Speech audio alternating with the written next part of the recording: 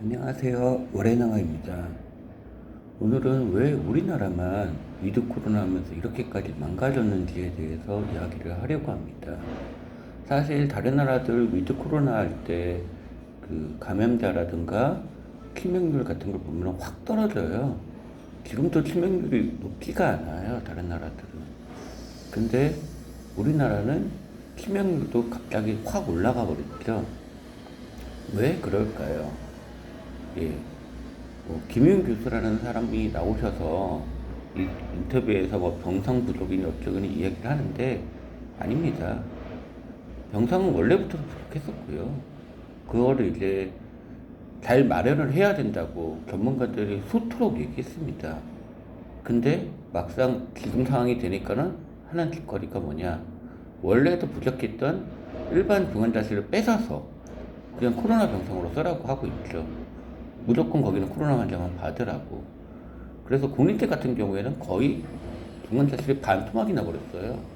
그래서 평소에 저번에도 얘기했지만 겨울철에 안 그래도 환자가 늘어나서 코로나 전에도 환자 전원을 보낸다거나 대학병원에서 환자를 받아서 치료하기가 힘든 상황인데 반토막이 나니까 더 난리가 났죠, 이제.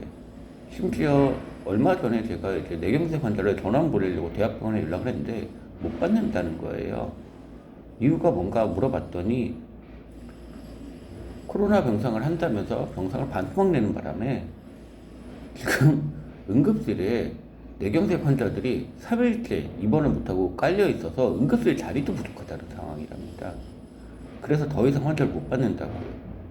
치료를 하고 나서 중환자실로 들어가고 해야 되는데 그렇게 할 수가 없어서 부족해가지고 응급실 병상을 쓰는데 그것도 3일째 못 빠지고 있으니까 예, 굉장히 심각한 상황이죠.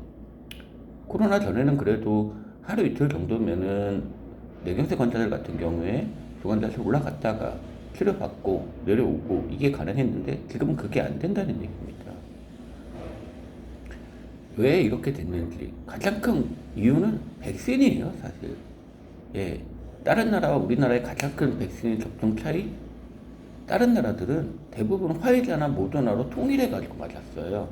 접종 기간도 준수하고요. 회사에서 정해진 그 간격을 준수해가지고 다 맞았다는 얘기입니다. 우리나라는 짬뽕이죠. 이 백신, 저 백신 다 섞어서 맞추고 백신 숫자만 올리고 예. 다른 나라 같은 경우에 전에도 한번 얘기했지만 아스트라를 맞고 교차 접종을 한다. 아스트라 한번 맞았으니까 화이자 한번 맞고 끝이냐? 아닙니다.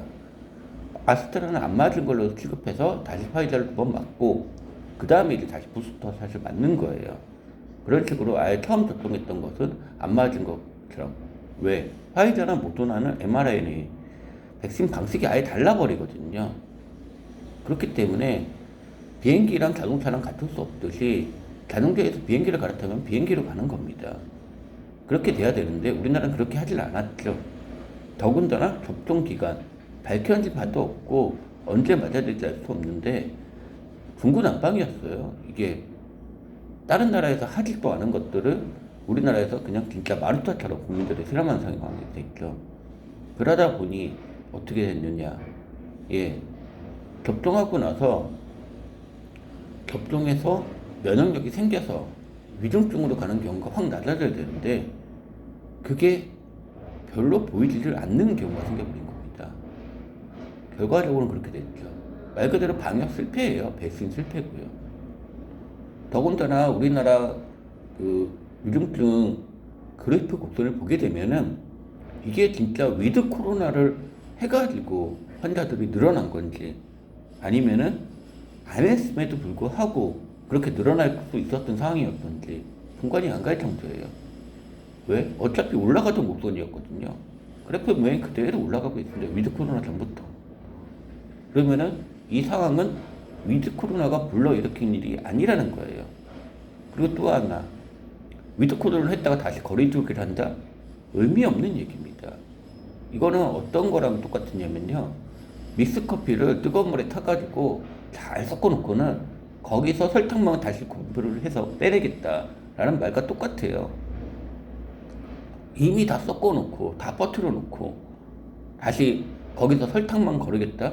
여러분들은 하실 수 있겠어요? 물론 이제 화학자분들이 뭐 어떻게 사는 방법이 있겠지만은 그게 쉬운 방법인가요? 그렇게 그냥 채로 걸러낼 수 있는 그런 상황이 아니잖아요. 그걸 다시 채로 걸르겠다는 것과 똑같은데 채로 못 걸리죠. 진짜 정부에서 하는 거 보고 있으면은 뭐 이런 정보도 그렇고 지금 정보도 그렇고 의사들 괴롭히는 거는 비슷비슷한데 이번 정부는 유난히 심해요. 전문가 이야기를 안 듣고 오히려 전문가 명패를 가진 자기들 원하는 말을 해줄 사람을 데려다가 스피커로 내놓기만 해놓으니까는 이게 진정한 전문가 의견이 통일되지가 않아서 그리고 들어가지가 않는 것 같아요. 아예. 그러다 보니까 더 개판이 되고 지금 응급실 의료진들은 대부분 다 떠날 생각을 좀 하고 있습니다. 이게 10년 뒤 키워서 공공의대 같은 쓸데없는 소리 하지 말고 지금 있는 의사라도 붙잡고 일을 할 수 있게끔 만들어야죠. 강제로 시킬 수 있을 것 같아요? 못합니다. 저희 나라가 공산주의 국가도 아니고요. 의사 면허가 있으니까 무조건 환자를 진료하라? 안 돼요. 더군다나 응급실 의사 하루 이틀 만에 만들어지는 거 아닙니다. 1, 2년 만에 못 만들어요. 응급실 하겠다고 들어와서 중간에 그만두고 나가는 인원이 거의 절반 가까이가 돼요. 그렇게 힘들게 해가지고 견뎌낸 사람들이 나중에 나와서 지역에서 대학병원에서 전문의로서 활동을 하고 있는 겁니다. 당연히 적을 수밖에 없고 그에 대한 대우를 해줘야 되는데 대우는 안 해주죠. 간호사들 마찬가지입니다. 지금 저희 병원도 간호사 선생님도 여러 명 그만뒀어요. 왜? 너무 힘들다고. 근데 그렇다고 해서 병원이 무조건적으로 돈을 올려줄 수 있느냐? 안 돼요. 기본적인 수가가 안 나오는데 어떻게 올려줍니까? 병원이 적자나게 되면 결국 병원이 망하게 되는데 그래서 병원이 망하면서까지 응급실을 유지할 수 있다? 불가능합니다. 의사들이나 의료진한테 줘야 되는 돈 체불해버렸죠. 예, 줄 돈도 안 주고 협박하고 압박하고 안 되는 겁니다. 초등학생한테 성인용 꼴대에다가 농구수 덩크슛을 하라고 윽박지른다고 덩크슛을 할 수 있는 게 아니에요. 초등학생이 그걸 덩크슛을 하려면은 밑에 의자든 뭐든 쭉 받쳐주고 안전하게 골을 넣을 수 있게 위치를 만들어 주거나 골대 자체를 낮춰주거나 그런 식의 조치가 필요한 거고 그걸 해야 되는 게 정부가 해야 될 일인데 오히려 반대로 골대를 더 높이고 있죠. 아무것도 도와주지 않고요. 윽박만 지르고. 예. 현상형에서는 코로나를 타파할 의사가 전혀 없어 보입니다, 사실. 말하다 보니까 너무 흥분을 해서 길게 얘기했는데요.